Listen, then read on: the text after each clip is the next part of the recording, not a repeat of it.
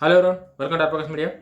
విశాఖపట్నం, విశాఖ ఉక్కు ఆంధ్రుల హక్కు. మనందరికీ తెలిసిందే, ఆంధ్రప్రదేశ్ రాష్ట్రంలో వైజాగ్ స్టీల్ ప్లాంట్ అనేది ఎప్పటి నుంచో ఉంది. దానికి ఒక పేరు, ఒక ప్రత్యేకత, ఒక రికార్డ్ అనేది ఉంది ఆ స్టీల్ ప్లాంట్కి. అటువంటి స్టీల్ ప్లాంట్కి మొన్న సిఐఏ సమ్మిట్లో ఎవరో మీడియా మిత్రులు చంద్రబాబు నాయుడు గారిని అడిగారు, ప్రైవేటీకరణ చేస్తారా ఆపుతారా అని చెప్పేసి. చంద్రబాబు నాయుడు గారు మాత్రం చాలా క్లారిటీగా అంతమంది ముంగట ఏ రేంజ్లో వేసుకోవాలో ఆ రేంజ్లో వేసుకుంది.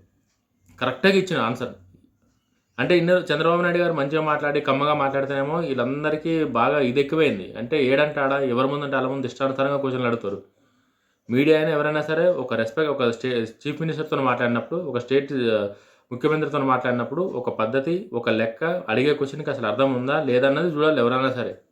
మైక్ ఉంది కదా, నేను ఏదైనా అడుగుతా అని చెప్పేసి మాట్లాడితే ఆన్సర్లు ఇట్లనే వస్తాయి. చంద్రబాబు నాయుడు గారు చాలా ఓపిక ఎక్కువ. నాకు తెలిసి ఇంకా ఈ ప్రపంచంలో చంద్రబాబు నాయుడు గారికి మించిన ఓపిక ఎవరికీ లేదు. ఆ విషయాన్ని చంద్రబాబు నాయుడు గారికి కోపం తెప్పించానంటే వాళ్ళు అడిగిన క్వశ్చన్ చేసేంటో ఒకసారి అర్థం చేసుకోరు మీరు. స్టీల్ ప్లాంట్ ఆపింది ఎవరు? చంద్రబాబు నాయుడు గారు కాదా? 12,000 కోట్లు సెంట్రల్ గవర్నమెంట్ దగ్గర తీసుకొచ్చి నష్టాలు ఉన్నదాన్ని 12,000 కోట్లు కట్టి దాన్ని సేవ్ చేసింది చంద్రబాబు నాయుడు గారు కాదా? ఇది వాటర్ బిల్ ఏదైతే ఉందో ఆ వైజాగ్ స్టీల్ ప్లాంట్కి ఆంధ్రప్రదేశ్ రాష్ట్రం నుంచి ఏదైతే వాటర్ బిల్ పోతుందో ఆ వాటర్ బిల్ క్యాన్సిల్ చేసి, ఎలక్ట్రికల్ బిల్ క్యాన్సిల్ చేసి ఆ సంస్థను ఆదుకున్నది చంద్రబాబు నాయుడు గారు కాదా? అంటే ప్రతి ఒక్క మీడియా మిత్రులు దగ్గర పోయి నేను ఇది చేసిన చెప్పి బొట్టు పెట్టి చెప్పాలి వాళ్ళకి. అప్పుడే వాళ్ళు నమ్ముతారు చంద్రబాబు నాయుడు గారు చేసిరని చెప్పి. నష్టాల్లో కూరుకుపోయింది. ఎందుకు కూరుకుపోయింది నష్టాలలో వైజాగ్ స్టీల్ ప్లాంట్? పొద్దుగాలు వస్తారు, సైన్ చేస్తారు, పోయి ఇంట్లో పోయి వండుకొని సాయంత్రం ఇంటికి వెళ్ళిపోతారు అంతే. పని చేయకుండా ఎందుకు వెళ్ళాలి? చంద్రబాబు నాయుడు గారు మాట్లాడింది 100% కరెక్ట్. ఎవడో పని చేయడం అలా అందరికీ సుఖం ఎక్కువైపోయి ఇట్లాంటి మాటలు మాట్లాడతారు అంతే. ఇట్లాంటి క్వశ్చన్లు అడుగుతారు. ప్రైవేట్ రంగంలో ఉన్నవన్నీ లాభాల మంచి అభివృద్ధులు ఉంటే గవర్నమెంట్కి సంబంధించిన ఎందుకు నష్టాలకు పోతున్నాయి? వీళ్ళు అడిగేటోళ్ళు లేరు. ఏం చేసినా నడుస్తుందన్న ధీమాతోనే, ఇంటికి 1 తారీఖు రాగానే జీతం వస్తుందన్న ధీమాతోనే ఇష్టానుసారం వీళ్ళు మాట్లాడి లేదా గవర్నమెంట్ మీద మళ్ళీ రుద్దాలి. ఇది వాళ్ళ బుద్ధి. చంద్రబాబు నాయుడు గారు మాట్లాడింది ప్రతి ఒక్కటి అసలు మంచిగా అనిపించింది. చంద్రబాబు నాయుడు గారు ఇప్పటికైనా సరే చంద్రబాబు నాయుడు గారిలో ఆ దూకుడే కావాలి. 95 సీఎం చూస్తారని చెప్పి చంద్రబాబు నాయుడు గారు ఎప్పుడైతే మాట్లాడారో ఇంకెప్పుడు వస్తుందని చెప్పి చూసినా దీంతోనే స్టార్ట్ అయింది అనుకుంటాను నేనైతే. మంచిగా మాట్లాడిన గట్టిగా ఇచ్చింది. ఎవడైతే అడిగిండో క్వశ్చన్ ఆయన గట్టిగా దింపిండానికి. మీరు చాలామంది, నేను కూడా చాలామంది అంటే వీడియో చేసే ముంగట అడిగిన స్టీల్ ప్లాంట్ అసలు ఎట్లుంటుంది ఏందని చెప్పి అడిగితే ప్రతి ఒక్కడు ఒకటే మాట, స్టీల్ ప్లాంట్ అంటే ఎవడో పని చేయడు, వస్తారు గంట కొట్టేసి వెళ్ళిపోతారు అంతే. ఇంకా లాభాలకి ఎట్లా వస్తుంది? నువ్వు పని చేస్తేనే కదా, పని చేసుకుని ఇంట్లో కూర్చుంటా అంటే లాభాల్లోకి వస్తుంది. ఇంట్లో కూర్చొని నీ ఒక్క జీతం నీకు వస్తే అయిపోయింది అంతే. సర్వనాశనం అయిపోయినా సరే, సంస్థ సర్వనాశనం అయిపోయినా, సంస్థలో ఉన్న ఎంప్లాయీస్ అందరూ సర్వనాశనం అయిపోయినా, కాంట్రాక్ట్ ఉద్యోగులు అవసరం లేకుండా కాంట్రాక్ట్ ఉద్యోగులు తీసుకుంటారు. అంటే కాంట్రాక్ట్ ఉద్యోగులు వీళ్ళు చేయాల్సిన పని వాళ్ళు చేస్తారు. ఒక పనికి 2-3 జరిగిన తప్పు నష్టాలకు ఎందుకు పోయిందంటే ఇదే. వీళ్ళకి పని చేసినా చేయకుండా నడుస్తుందన్న ధీమా వీళ్ళకి. ఎవడు అడుగుతాడు, మమ్మల్ని ఎవడం చేస్తారు అనేకాడికి వీళ్ళు ఉన్నారు.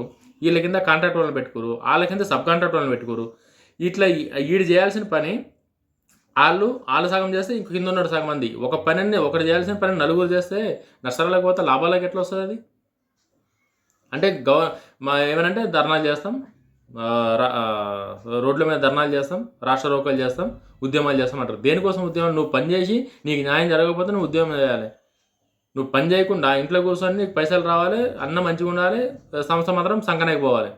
ఇది మీ ఎజెండా. ఇట్లా ఎవరెవరైతే ఆలోచిస్తారో వాళ్ళందరినీ రిటైర్మెంట్ తీసి పడేశారు అసలు సెంట్రల్ గవర్నమెంట్. నన్ను అడిగితే ఫస్ట్లో నాకు ఎందుకు అనిపించింది, అరే ప్రైవేట్గానే ఎందుకు చేయాలి, ఎప్పటిసంది ఉంది కదా, చాలామంది కుటుంబాలు బతుకుతున్నాయి కదా, ఎందుకు గవర్నమెంటే మంచిగా రన్ చేస్తే మంచిగా అనిపించింది. కానీ వీళ్ళు చేసిన కథలు, వీళ్ళు చేసిన అతి, వీళ్ళకున్న సుఖానికి చూస్తే అది ప్రైవేటీకరణ చేస్తేనే కరెక్ట్. చంద్రబాబు నాయుడు ఎప్పటికైనా సరే కూడా ఆలోచించి ప్రైవేటీకరణ చేసేస్తాయి, లొల్లే పోతుంది. అసలు ఎవరికి సమాధానం చెప్పే అవసరమే లేదు. ప్రతిసారి రావాలి, గవర్నమెంట్ని బ్లాక్మెయిల్ చేయాలి. ఏంది ఇది? మీకు మీ శాలరీలు వస్తున్నాయి కదా, మీరు చేయాల్సిన పని చేయాలి కదా, మరి తీసుకున్న దానికైతే పని చేయాలి కదా ఎవడన్నా సరే. ఎవడు ఏం పని చేయదు, శాలరీలు రావాలి, 1 తారీఖు శాలరీలు రావాలి, సంస్థ మొత్తం నష్టాల్లో కూరుకుపోవాలి. వీళ్ళ రూల్స్ మాత్రం వీళ్ళకి ఉండాలి. సంవత్సరానికి వీళ్ళకి రావాల్సిన టైంలో ఇంక్రిమెంట్లు రావాలి, రావాల్సిన టైంలో బోనస్లు రావాలి, అన్నీ రావాలి. వీళ్ళకి 1 తారీఖు రాగానే పండగలకి అన్నీ రావాలి. వీళ్ళు మాత్రం పని చేయరు. ఇప్పుడు ఇవాళ రేపు ఎట్లుంది జమానా? ఒకప్పుడైనా నడిచిందేమో అది అట్లా. అప్పుడున్న రూల్స్ వేరు, అప్పుడున్న రెగ్యులేషన్స్ వేరు, అప్పుడున్న పరిస్థితులు వేరు. ఇప్పుడు అట్లా లేదు కదా. ఇప్పుడు ఏ కాలంలో ఉన్నాం? ఇప్పటికి కూడా చాలామంది నేను అడిగిన చాలామంది నాకు తెలిసిన వాళ్ళని చాలామందిని అడిగిన వైజాగ్ స్టీల్ ప్లాంట్ ఎంప్లాయీస్ అంటే వాళ్ళకి ఫ్రీగా జీతం ఇస్తున్నట్టు అని మాట్లాడతారు చాలామంది. నేను దగ్గరగా అయితే పోయి చూడలేను. బట్ చాలామంది ఎట్లా మాట్లాడతారంటే వాళ్ళకి ఫ్రీగా జీతం ఇస్తుంది గవర్నమెంట్, వాళ్ళు ఏం పని చేయరాలు, పోతారు సైన్ చేసి వస్తారు, ఇంట్లో వండుకుంటారు అంతే. వాళ్ళకి జీతాలు కావాలి, తాగేటోడు తాగుతాడు, తిరుగుతారు, వాళ్ళు ఇష్టానుసారం చేస్తారు వాళ్ళు అని చెప్పేసి అన్నారు. అట్లా అని చెప్పి అందరూ కాదు, కొందరు కొంత ప్రతిదాన్ని ఉంటారు కదా, అట్లా వీళ్ళ దాంట్లో కూడా కొందరు ఇట్లా చేసి గవర్నమెంట్ బదనాం చేసేది. గవర్నమెంట్ నుంచి నీకు రావాల్సిన నువ్వు డిమాండ్ చేయాలంటే నువ్వు చేయాల్సిన పనులు నువ్వు చేయాలి. నువ్వు చేసిన పనులు నువ్వు చేసినాకనే గవర్నమెంట్ నుంచి నీకు రావాల్సిన ఎన్ని వస్తాయి. గవర్నమెంట్ కూడా చూస్తుంది. ఈ చంద్రబాబు నాయుడు గారు చెప్పినప్పుడు 3 నెలలకు ఒకసారి రివ్యూ చేస్తున్నారు చంద్రబాబు నాయుడు గారు. సీఎం గారు చేసినాక ఏం తెలుస్తుంది, ఎవడొచ్చిండు, ఎవడేం పని చేసిండు ఉంటుంది కదా. ఇప్పుడు ప్రతి ఒక్కడు కూలికి పోయినాడు కానీ ఆఫీస్కి పోయినాడు ఎవడన్నా సరే కూడా ప్రతి ఒక్క రోజుకు ఒక టార్గెట్ ఉంటుంది కదా దానికి. ఆడు ఏ పని చేయాలి, ఏ టైంలో చేయాలి, ఎప్పటిదాకా చేయాలని చెప్పి ఒక టార్గెట్ ఉంటుంది కదా. వీళ్ళకి టార్గెట్ ఉండవు, ఏముండవు. సెంట్రల్ గవర్నమెంట్ ఎంప్లాయీస్ మన ధీమా, state government employees central government ఆ ధీమాతో మేము ఏం చేసినా నడుస్తుంది, ఏమనంటే రోడ్ల మీదకి వస్తామని చెప్పి ఈ బ్లాక్మెయిల్ చేసి ఇదే తప్ప కష్టపడి మా సంస్థను మేము అభివృద్ధి చేసుకుంటాం, నష్టాలు ఉన్న దాన్ని లాభాలకు తీసుకొస్తామని ఎవరికీ లేదు. మాదేం పోయింది, మాది కాదు కదా, పోతే గవర్నమెంట్ది పోతుంది. ఏమవుతుంది? 12,000 కోట్లు అంటే ఏంది? అదే 12,000 కోట్లు ఉంటే వీళ్ళ ఆంధ్రప్రదేశ్ అభివృద్ధికి దేనికన్నా సహాయం ఏదానికైనా అవుతుండే. రోడ్లకో, స్కూళ్ళకో, హాస్పిటళ్ళకో ఏదానికైనా అవుతుండే కదా, ఏదో ఒక నియోజకవర్గంలో. సెంట్రల్ గవర్నమెంట్ తీసుకొచ్చి ఈ సంస్థ మీద గుమ్మరించారు.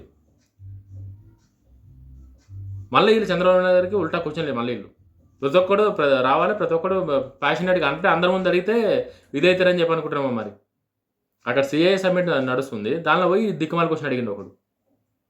అడిగినాకైనా తెలివని ఉండాలి. ఒక దిక్కు చంద్రబాబు నాయుడు గారు, లోకేష్ గారు వాళ్ళ ఇన్వెస్ట్మెంట్ అరే ఎట్లైనా చేసి ఎట్లైనా తీసుకురావాలి, తీసుకొచ్చి ఈ ఆంధ్రప్రదేశ్ రాష్ట్రాన్ని ఏదైతే అడ్డదారిలో పోయిందో దాన్ని ఎట్లైనా చక్కగా చేద్దాం, మంచిగా చేద్దాం, ప్రజలకి ఏదైనా మేలు చేద్దామని వాళ్ళు కష్టపడుతుంటే ఈ దిక్కుమాల క్వశ్చన్లు, అడ్డమైన క్వశ్చన్లు అడిగి అవతల వాళ్ళని ఇబ్బంది పెట్టాలి. వీళ్ళు ప్రతి ఒక్కరిని చెప్తారు, గవర్నమెంట్ చేసిన ప్రతి పని ఒక్కొక్కరికి ఎవరికైతే తెలియదు వాళ్ళందరికీ బొట్టు పెట్టి చెప్పుకుంటా అప్పుడు గవర్నమెంట్ మంచి పని చేస్తుందని చెప్పి ప్రజలు నమ్మించాలి. ఇదే ఉంది వీళ్ళతో. ఇప్పటికైనా సరే ఎవరైతే, నేను మళ్ళీ చెప్తున్నా, అందరూ ఉద్యోగులు కాదు, అందరూ కొంతమందికి జీతం తీసుకున్న మనసులు ఉంటుంది. అరే తీసుకున్న దానికి ఏదైనా పని చేయాలి, పుణ్యం జీతం తీసుకుంటే ఏదో ఒక రోజు మనకు అది రివర్స్ కొడుతుందని ఒక బాధ్యత కొంతమందికి ఉంటుంది. నేను కాదంటే ఎవరికైతే బాధ్యత లేదో వాళ్ళ కోసమే మాట్లాడుతున్నా వీడియోలో. మీ బాధ్యత లేనితనాన్ని చంద్రబాబు నాయుడు గారి మీద, గవర్నమెంట్ మీద రుద్ది గవర్నమెంట్ బదనాం చేసే పని చేస్తే ఈ చంద్రబాబు నాయుడు గారు చెప్పినట్టు ప్రతి 3 monthsకి ఒకసారి రివ్యూ చేసి ఏం చేయాలో అదే చేస్తారు అంతే. నెక్స్ట్ నేనేం చేయ, ప్రజలేం చేయరు, గవర్నమెంటే ఏం చేయాలో అది చేస్తుంది. ఒకసారి, 2 సార్లు, 3 సార్లు చూస్తారు, 4వసారి ఏం చేస్తుంది? ఏం చేయాలో అది చేసి చక్కగా చేస్తారు అందరూ. అప్పుడు ఉద్యోగం ఉంటుందా, ఊడుతుందా, ఎట్లా అన్నది ఇంకా గవర్నమెంటే డిసైడ్ చేస్తుంది. అది చాలామందికి లేని అవకాశం, చాలామందికి లేని అదృష్టం వీళ్ళకు ఈ ఉద్యోగం రూపంలో వచ్చినప్పుడు దాన్ని కాపాడుకొని దాన్ని మంచిగా ఉపయోగించుకొని మంచిగా చేయాలి. కానీ ఇదేంది ఇది? అహంకారం అయితే కళ్ళు నెతికెక్కి బిహేవ్ చేస్తే రిజల్ట్స్లో ఎప్పటికప్పుడు మారుతూ ఉంటాయి. ఎవరికన్నా సరే తీసుకున్న జీతానికి పనిచేసి తీసుకున్న కంపెనీని నమ్మితేనే ఎవరికన్నా ఉపయోగం ఉంటుంది, మీకు ఉపయోగం ఉంటుంది, కంపెనీకి ఉపయోగం. అట్లా కాకుండా ఇష్టానుసారం చేస్తుంటే చంద్రబాబు గారు చెప్పినట్టు ఏదో ఒక రోజు మీకు పూజ అవుతుంది, ఆ రోజు మీకు తెలుస్తుంది మీరు ఏం కోల్పోయారు అన్నది. వీడియో కానీ నచ్చితే లైక్ చేయండి, షేర్ చేయండి. జై హింద్.